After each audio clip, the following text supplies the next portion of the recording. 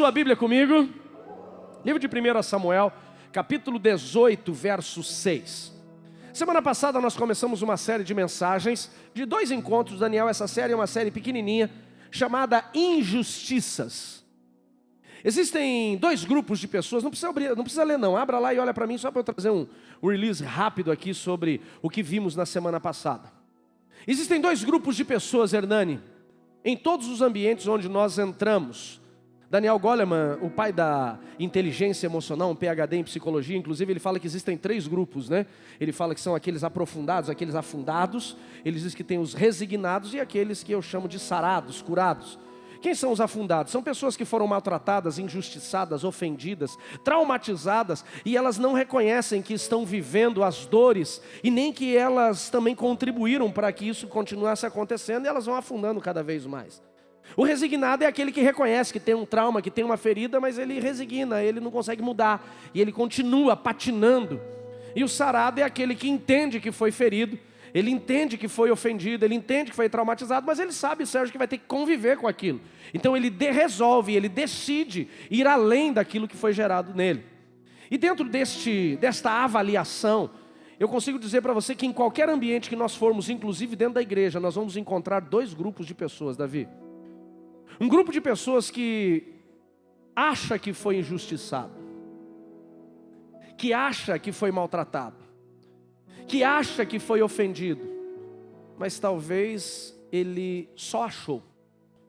Alguém que falou diferente do que ele esperava que falasse, alguém que talvez prometeu algo e não conseguiu cumprir, ou alguém que passou por ele e não cumprimentou, ele deixa aquilo amargurar a sua alma, e ele se torna escravo dessas injustiças, ele se torna escravo dessas dores, dessas ofensas, e isso vai amargurando a alma dele, ele vai se tornando uma pessoa triste, vai se tornando uma pessoa amarga, vai se tornando uma pessoa complicada nas suas emoções. Semana passada nós falamos como vamos entender se fomos de fato injustiçados. Semana passada, inclusive, eu falei que de cada 10 situações... É o Diego Nunes que está ali? É o Diegão? Que bom te ver, Diego. Eu já vi você domingo, já uns 3 cultos que eu estou te vendo aí, né, lindão? Então, existe um grupo de pessoas... De cada 10 injustiças, Diego, que nós achamos que enfrentamos, de cada 10 situações que nos achamos ofendidos, Anderson, 7 delas, pelo menos, eu falei semana passada, são situações que não foi algo que foi premeditado e nem foi para ser uma injustiça.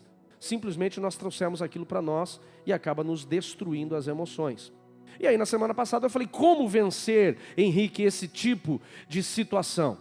Primeiro delas, nós entendemos a importância de termos um discernimento, seja ele espiritual ou até aquele humano, uma compreensão, fazer uma leitura correta do processo. Sem o discernimento nós continuaremos andando por todos os lados achando que estamos sendo ofendidos, estamos sendo maltratados. E a segunda lição que nós aprendemos semana passada, que além de termos, pastora Neia, um discernimento, nós também precisamos, pastora Bruna, ter maturidade. Muitas das situações relacionais, pastor Anderson, que nos abalam, né, dos conflitos relacionais que nos abalam, é porque nós não somos maduros para parar e fazer uma avaliação. De fato é isso mesmo? Como que eu vou reagir? Eu falei semana passada, declarei aquela palavra de Paulo, falando ao 1 Coríntios 13, 11, ele diz: quando era menino, falava como menino, agia como menino, sentia como menino, mas quando cresci, me tornei homem, deixei as coisas de meninos. Às vezes, Beri, nós estamos agindo como meninos nos nossos relacionamentos. Agimos como criança, choramos, fugimos, corremos, nos escondemos e não enfrentamos, não paramos, falando, tem alguma coisa aqui para a gente resolver? Então esse é o resumo da semana passada. E o segundo grupo eu quero falar hoje, que são pessoas que de fato elas foram maltratadas. São pessoas que de fato elas foram injustiçadas.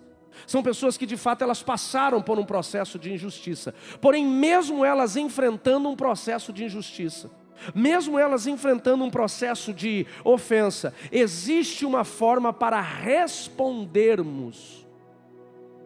E hoje nós vamos entender isso, como responder aquilo que de fato aconteceu com a gente. Então, 1 Samuel capítulo 18, verso 6, diz assim: E sucedeu, porém, que vindo eles, Davi e Saul, quando Davi voltava de ferir os filisteus, as mulheres de todas as cidades de Israel saíram ao encontro do rei Saul cantando e dançando. Elas vinham com adufes de alegria, com instrumentos de música. As mulheres dançavam, cantando e respondiam umas às outras dizendo: Saul feriu os seus milhares, porém Davi feriu seus 10 milhares. Então Saul se indignou muito com aquela palavra e pareceu mal aos olhos e disse: 10 milhares deram a Davi e a mim somente milhares. Na verdade, o que falta senão só o reino a entregar a ele? E desde aquele dia em diante, Saul tinha Davi em suspeita. E aconteceu que logo no dia seguinte, o mau espírito da parte de Deus se apoderou de Saul e profetizava do meio da casa. E Davi então tocava a harpa com sua mão, como nos outros dias. Saul, porém, tinha na mão uma lança. E Saul então atirou esta lança, dizendo: encravarei Davi na parede. Porém Davi se desviou dele por 2 vezes. Feche seus olhos, curve sua cabeça. Senhor Jesus, obrigado, Deus. Obrigado por podermos entrar à sua casa, adorar o seu nome. Não viemos aqui hoje buscar, viemos aqui entregar o nosso louvor, a nossa adoração, prestar o nosso culto ao Senhor. Eu sei que talvez pessoas entraram aqui angustiadas, tristes, preocupadas, apreensivas. Mas mesmo que a alma esteja abalada, que a motivação dos teus servos hoje, conduzidos e impelidos pelo teu Espírito Santo, seja de culto, seja de adoração. E que a palavra do Senhor, ela possa sim vir de encontro com as nossas necessidades. Que o Senhor possa nos dar direção. Sim, o Senhor nos permite receber aquilo que vem da tua parte, a porção que vem da tua parte. Mas que a nossa motivação sempre seja reconhecer o teu senhorio e adorar o teu santo nome. Esta é a minha oração em teu nome, Jesus. E aquele que concorda, diga amém. Obrigado, músicos, obrigado.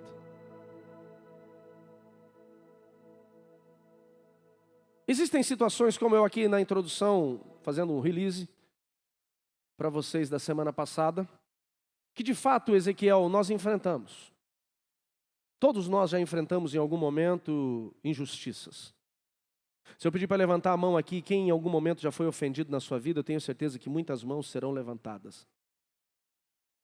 Todos nós em algum momento já fomos talvez rejeitados, humilhados. Passamos por situações que até podem ter gerado traumas na nossa vida, Maria.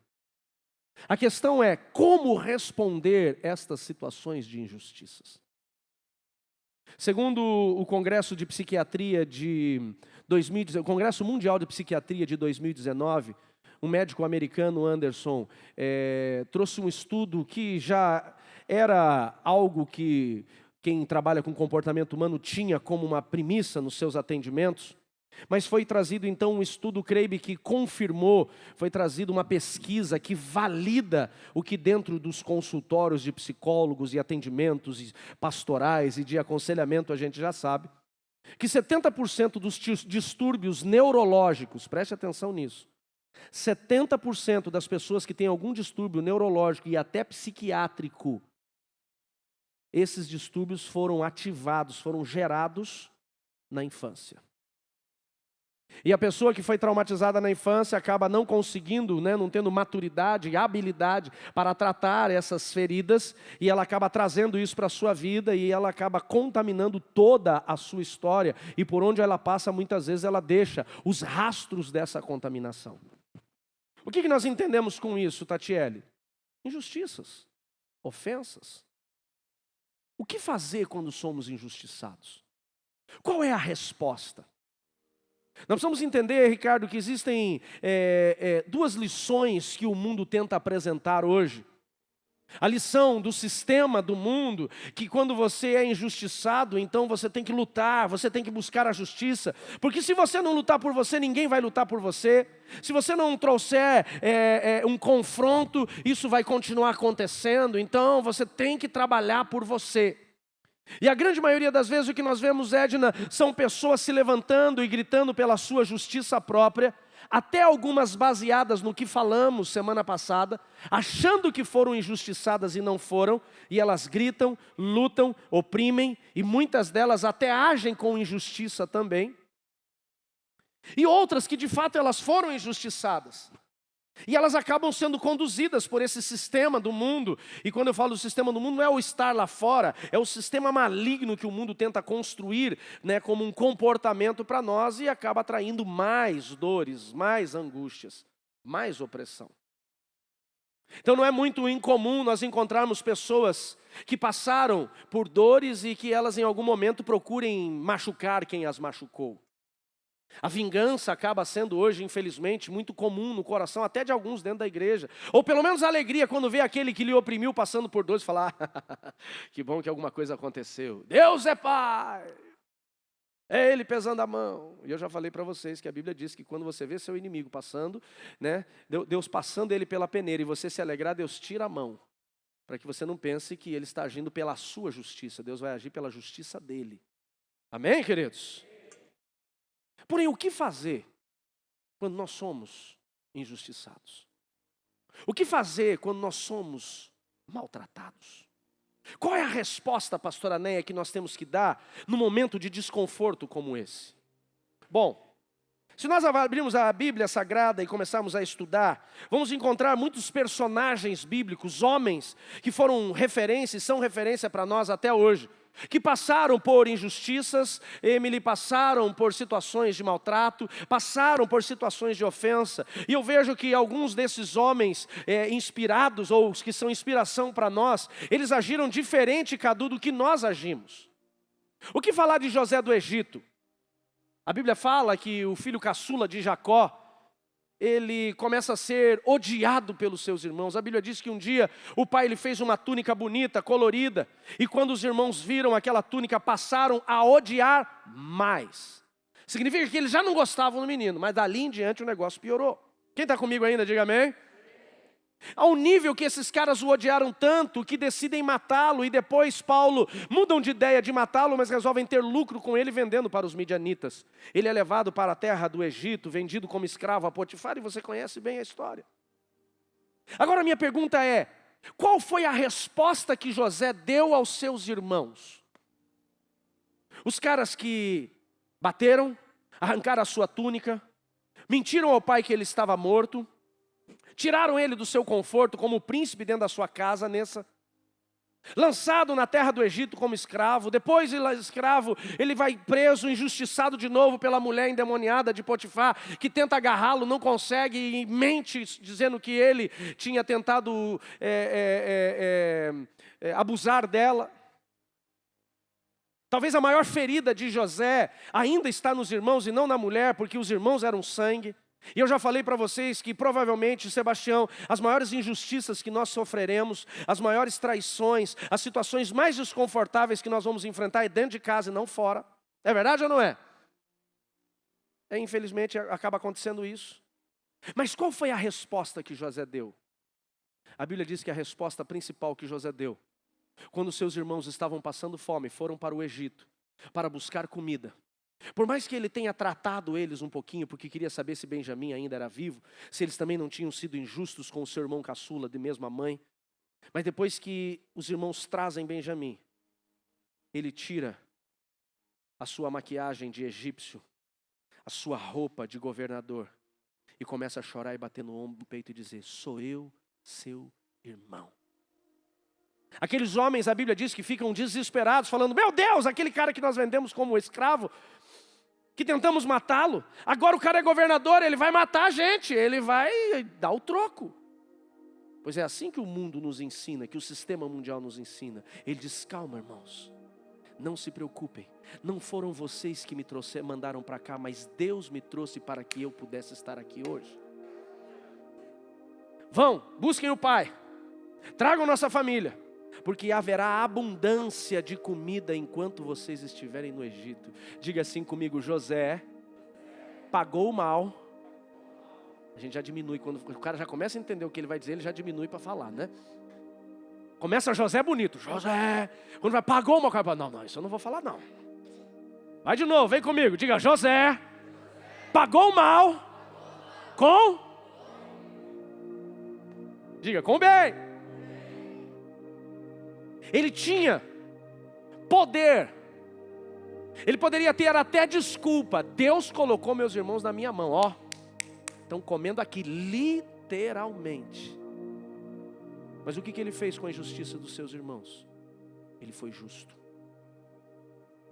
Ele foi correto. Por isso, Jonathan, que José, ele tipifica um tipo de Cristo do Velho Testamento. A Bíblia toda converge em Cristo, amém, queridos? Desde Gênesis, você vai pegar o Velho Testamento inteiro, ele vai convergir em Cristo. Então você vai pegar Josué, é uma tipologia de Cristo. Moisés é uma tipologia de Cristo. Abraão é uma tipologia de Cristo. E José é uma tipologia de Cristo. Qual que é o principal papel de José, Vanessa? Salvar a sua família. Se José não estivesse no Egito, a sua família teria morrido de fome, tá?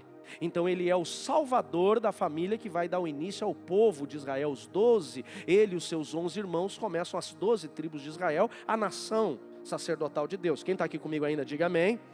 Ele salva a sua casa, por isso tipifica Jesus. Existem coisas que às vezes nós não entendemos, mas talvez algumas injustiças que nós enfrentamos é uma forma de Deus estar nos expulsando para o lugar onde Ele quer que nós estejamos. Eu não lembro quem falou isso, não sei se foi um livro que eu ouvi, ou em algum lugar, que chama isso da zona de expulsão. Que José, ele tem os sonhos que ele iria para o Egito, ele teria os sonhos, que ele governaria sobre a casa do seu pai, mas provavelmente ele estava tão confortável na casa do seu pai que ele precisa ser expulso para o seu propósito. Eu já passei por situações de injustiça, eu já passei por situações de ofensa que me deixaram muito indignado e que literalmente eu fui expulso para estar no lugar onde Deus queria que eu estivesse. Mas quando eu enfrentei, doeu. Doeu. A questão não está no quanto sofremos, mas na resposta que damos quando estamos sofrendo. Mas o que José fez? Ele não murmurou. Ele não se rebelou contra Deus. Ele não bateu de frente com aquilo que estava acontecendo. A Bíblia diz que quando ele teve a oportunidade, ele fez o bem. A Bíblia diz que aquele que pode fazer o bem e não o faz, está pecando. Mesmo que tenham te feito o mal. Esse é o tipo de coisa que normalmente as pessoas não gostam de ouvir. Qual que é o filme que a gente mais gosta? A gente gosta daquele filme que o cara sofreu. Aquele cara, sabe? O cara foi maltratado. E aí quando ele se liberta, ele mata todo mundo. A gente fica esperando, mata, briga, briga, briga, briga. Fala a verdade, você não pega um filme e você fala, mata, mata, tá atrás de você, vai, vai, vai, vai, vai, vai. E se o cara fizer as pazes, você fica indignado.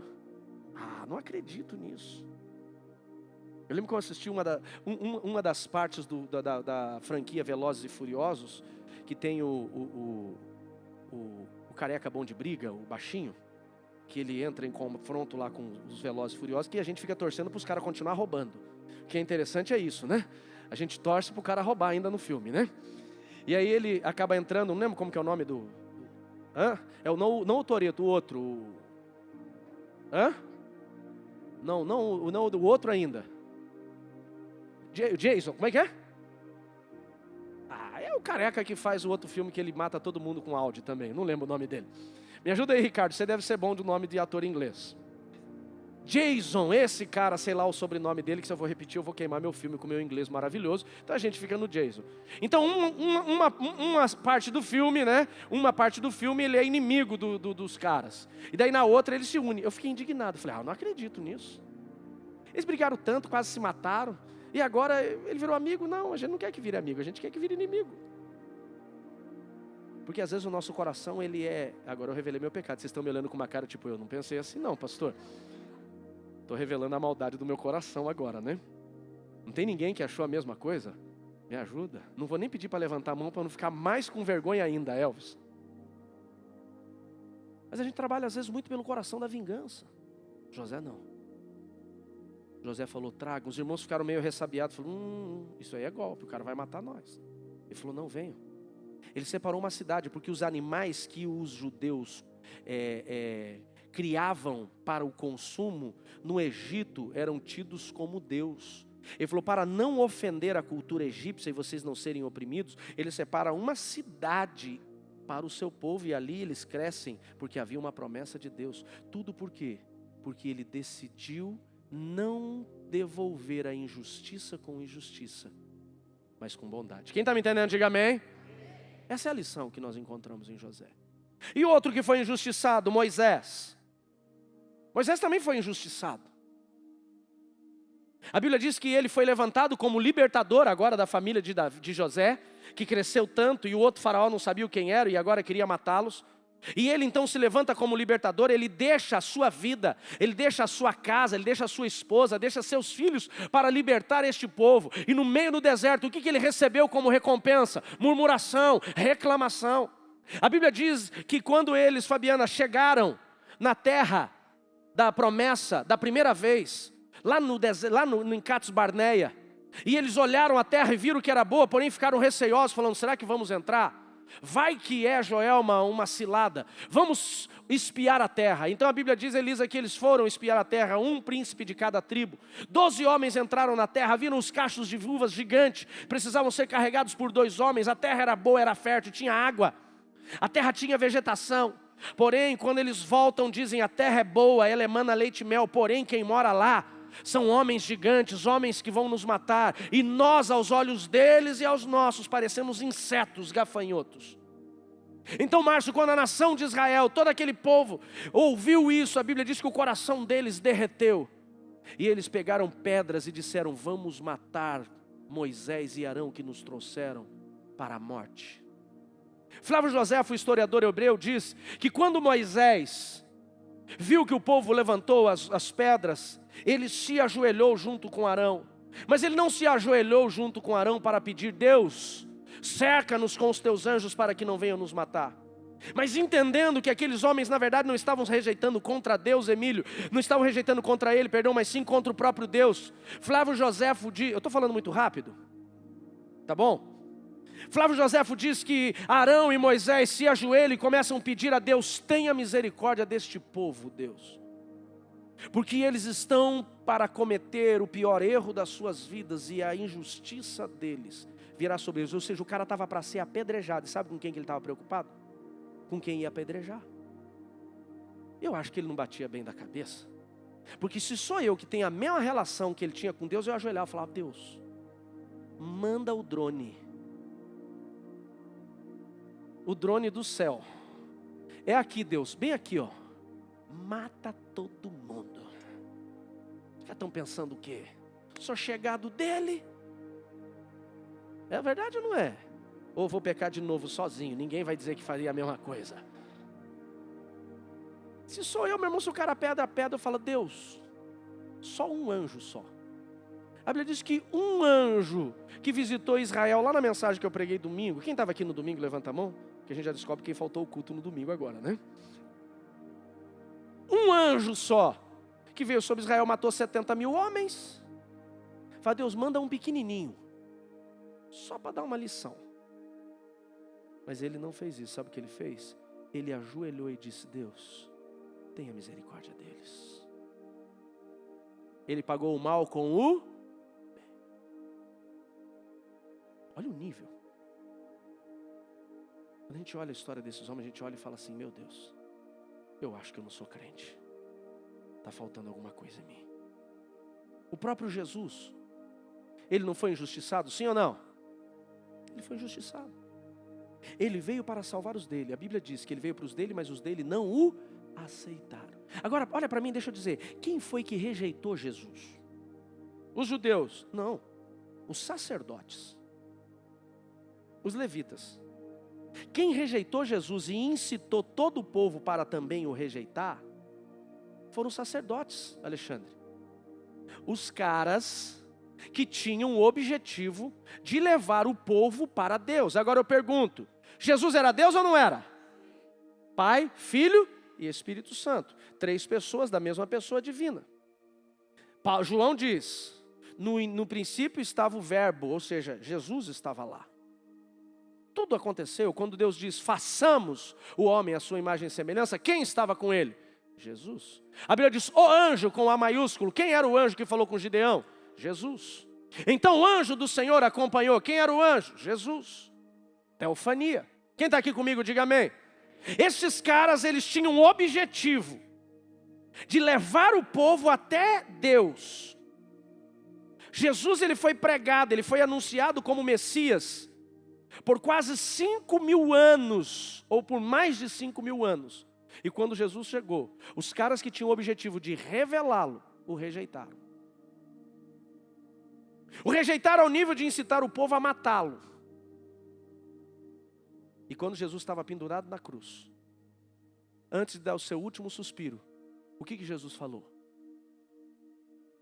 Pai, perdoa. E se fosse você na cruz, o que você falava? Senhor, só aquele ali, só derruba ele, eu morro em paz.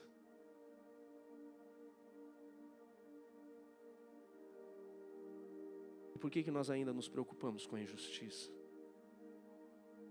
Por que ainda o nosso coração arde para fazer justiça do nosso jeito? Porque nós não paramos, Lucas, para entender o que Deus quer nos ensinar através da palavra dele. E o último personagem, que na verdade os outros eram só para mencionar, já virou metade da mensagem. Davi.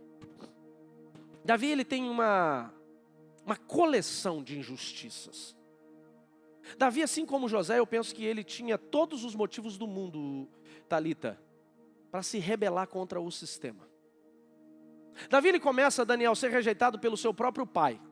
Quando Samuel, a maior autoridade de Israel, chega para ungir um dos seus filhos como escravo. Samuel chega na casa de Jessé, manda fechar as portas, chama Jessé no canto e fala assim: Jessé, o negócio é o seguinte, eu estou aqui, não posso, os motivos que eu estou aqui não podem ser revelados para Saul, que se ele descobrir ele manda me matar. Mas Deus me mandou aqui para sacrificar, porém, o objetivo principal de Deus é ungir um dos seus filhos como rei de Israel. E que ele falou, um dos seus filhos. Jessé fala, sério? Eu vou ser pai de um rei? E ele já imaginou, deve ser o mais velho, grandão, fortão, cara já está no exército, sendo preparado. Deus já está fazendo tudo. Ele falou, mas é um dos. Então Jessé fala, chama todo mundo, vamos fazer um jantar especial para o profeta. E antes de comermos, o Espírito de Deus vai mover aqui e a gente vai saber quem é. Agora eu pergunto, chamou todo mundo? Não, faltou o caçula. Alguns dizem que de Davi não veio porque ele era o caçula, e o caçula não tinha ninguém quem mandar. Então ele tem que ficar lá cuidando das ovelhas. Outros dizem que Davi não foi chamado porque ele era rejeitado pelo próprio pai por ser diferente, por ser ruivo. E isso fazia com que o seu aspecto físico fizesse da família motivos de chacota. Alguns teólogos ainda dizem que ele não foi chamado porque na verdade ele era ruivo porque ele era um filho bastardo de Jessé. Jessé tinha tido um caso extraconjugal e quando o filho nasceu, assim como aconteceu lá em Jefté, traz o filho para morar em casa, mas ele era rejeitado pelo pai e pelos irmãos. Mas independente de qual é o motivo, ele foi rejeitado. Sim ou não? Porém, Samuel olha também o mais velho e fala, deve ser esse. Deus falou, você olha a aparência, eu olho o coração. E vem 1, 2, 3, e nenhum é. Até que Samuel fica preocupado e fala assim, acabaram os filhos? Acho que aqui a conexão falhou. O modem da casa desligou, porque eu não estou ouvindo Deus quem é. Então Jessé diz, tem o caçula. Chama Daniel. Eu já estou trocando os caras aqui já. Chama Davi. E Davi vem correndo. Pequeno, magro, ruivo, diferente. Suado. Fedendo esterco de ovelha. E quando ele entra, a Bíblia diz que Deus fala para Samuel, este é o rei que eu levantei no lugar de Saul, ungi ele. Só que às vezes nós olhamos a situação dizendo assim, uau, quando o cara recebeu a unção, os irmãos, todo mundo agora começou a passar por ele e falar, olá, Alteza, por gentileza, Alteza. Foi isso que aconteceu? Não, foi ungido e voltou para o pasto. A vida continua a mesma. Porque talvez eles nem acreditaram no que estava acontecendo. Ele é rejeitado pelo pai. Depois, quando ele vai levar o queijo e o pão para os irmãos, ele é rejeitado pelos irmãos. Ele vê Golias oprimindo Saul e o exército, zombando. E ele diz, o que vai acontecer se alguém derrotar esse incircunciso? Disseram, ele vai deixar rico, não vai pagar mais imposto e vai casar com a filha do rei. Então um dos irmãos olhou e falou, ei, o que você está fazendo aqui, moleque? Volta a cuidar das poucas ovelhas do pai, porque conheço bem a tua presunção. Tipo assim, sabe que você recebeu a unção, agora você acha que vai aparecer? Sai daqui. Rejeição. Ele declara em um dos seus salmos, que ele foi rejeitado no monturo. O monturo é um monte de esterco. Esse era o lugar que ele entendia que a sua família o levava, ou assim ele era tratado, rejeitado. Mas o cara derruba Golias, conhecemos a história, eu não preciso nem repeti-la. Corta o pescoço, se torna herói de guerra, é ovacionado, aplaudido. Saul, que estava desesperado porque ninguém podia derrotar aquele gigante agora, fica feliz, porém ele tem que cumprir o seu papel. Qual é o seu papel agora? Tinha que entregar a filha para casar com Davi. Ele falou, mas como eu vou fazer isso? Ele não queria. A filha que era para casar com Davi, se eu não me engano, Morabe, foi entregue a outro homem. Davi continuou esperando. Depois, para poder receber Mical, a Bíblia diz que Saul manda ele para uma missão suicida, para trazer 100 prepúcios dos filisteus, sabendo que havia uma grande probabilidade de entrar nessa batalha e ser morto. Ele trouxe 200. Sabe aquela coisa que os caras, que os coaching, palestrantes diz, faça mais do que te pedem? Ele já ensina para nós. Jesus também fala, né? Se falar para você ande uma, faça duas. Se pedir a capa, entrega a túnica. O cara faz mais. E a Bíblia diz que então, Saul, talvez rejeitado, contrariado, entrega a filha. Mas aí lemos o texto que diz que um dia, Davi vindo de uma das incursões, das quais que quando ele saía para a batalha, Maira, ele vencia todos os seus inimigos. Ele ouve a cantoria das mulheres declarando, Saul matou milhares, mas Davi matou 10 milhares.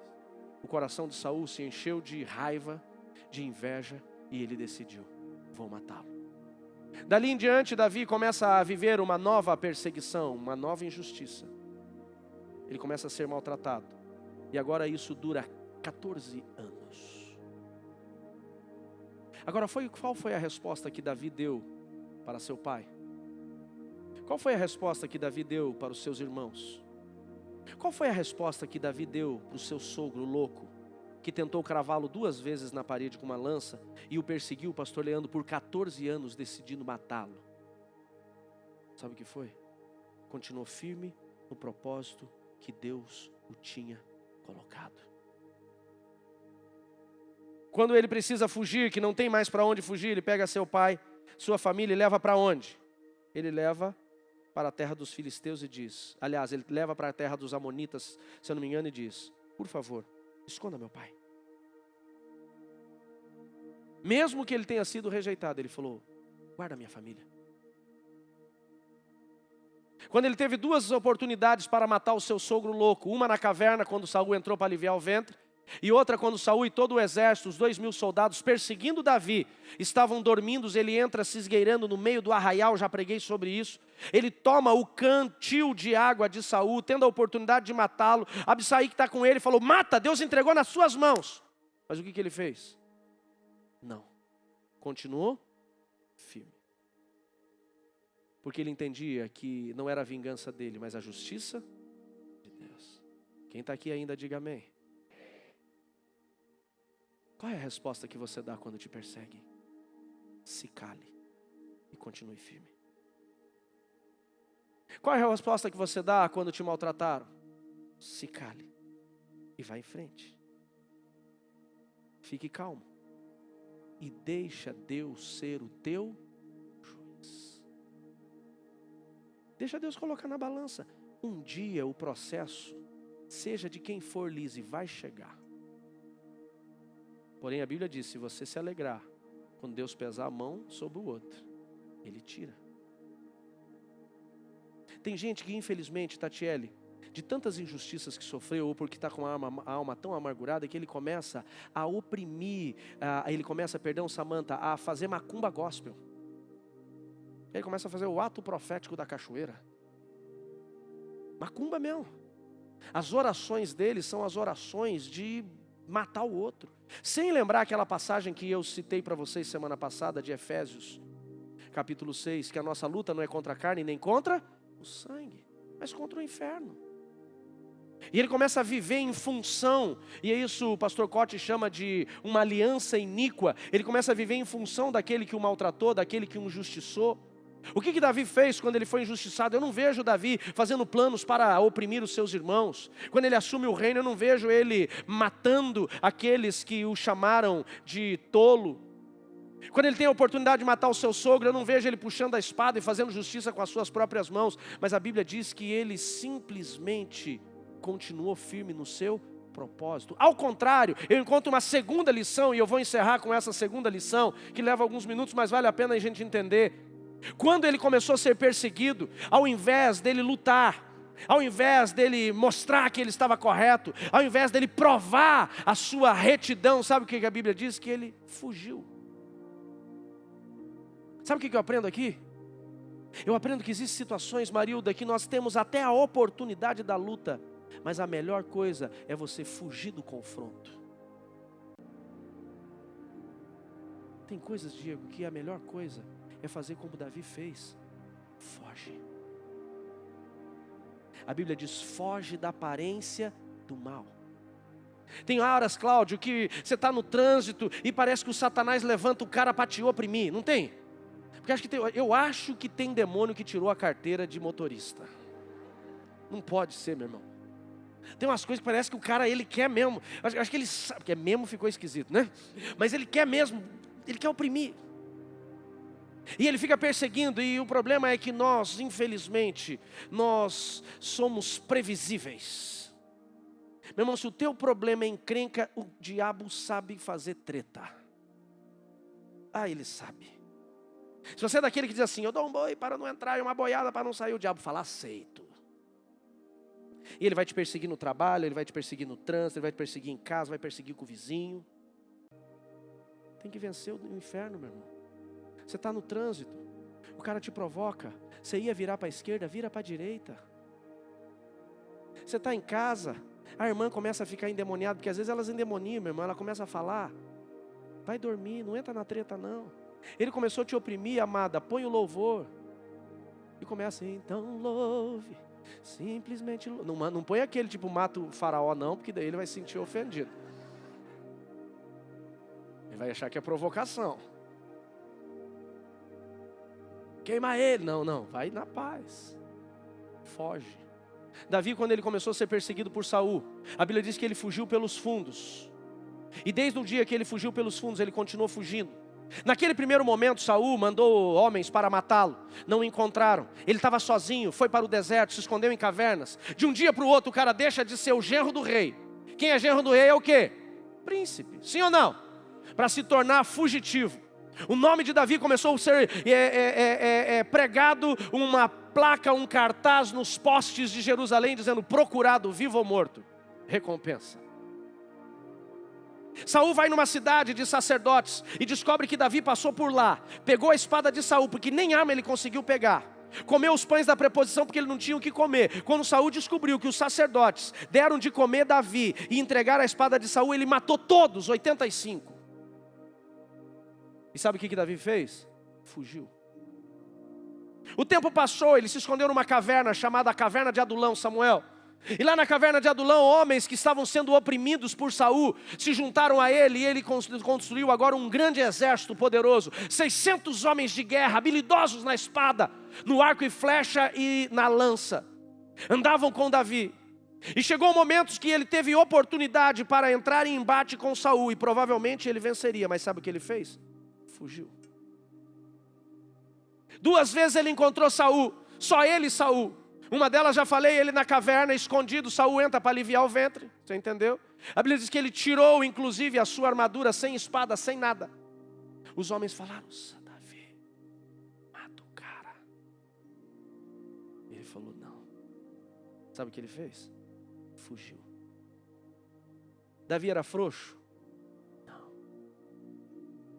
Davi era justo, correto.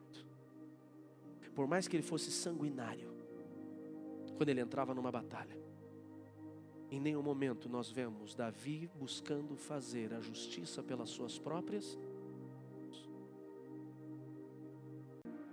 Fuja das injustiças. Não, mas me roubou, me tirou. Você não sabe o que fez. Entrega para Deus. José entregou para Deus e Deus trouxe os seus irmãos no momento certo. Moisés deixou sempre nas mãos de Deus. E Deus fez a obra dele em toda a nação de Israel. Quem está me entendendo, diga amém. Davi sempre respeitou e honrou Saul, seu rei, e o seu sogro. Pois no momento certo, Davi não precisou levantar um canivete para Saul, mas ele caiu e Davi assumiu o lugar dele. Sabe por quê? Porque Deus colocou Saul e Davi na balança. E Saul achou em falta. Um dia o processo dele chegou na mão de Deus. E meu irmão, tem coisa que não tem como você fugir.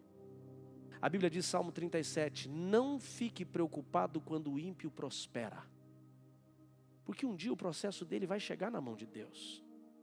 Deus é correto ou não é? Sim ou não? Deus é justo ou não é? Deus vai fazer do jeito dele. Quando Deus achou em falta, a família, a casa inteira de Saul foi eliminada. Davi não precisou fazer nada. E Davi foi colocado exatamente na posição onde Saul estava. Mas o que ele fez? Continuou firme no propósito dele e fugiu de todos os embates e todos os confrontos. Pastor, agora como é que eu faço isso? Para encerrar, só tem um jeito. Vou até desligar porque senão eu fico olhando aqui meu esboço. Você só consegue dar o que você tem. Eu já contei essa história para vocês, mas vale lembrar. Provavelmente seja uma história com uma história fictícia, mas duas vizinhas entraram em algumas tretas.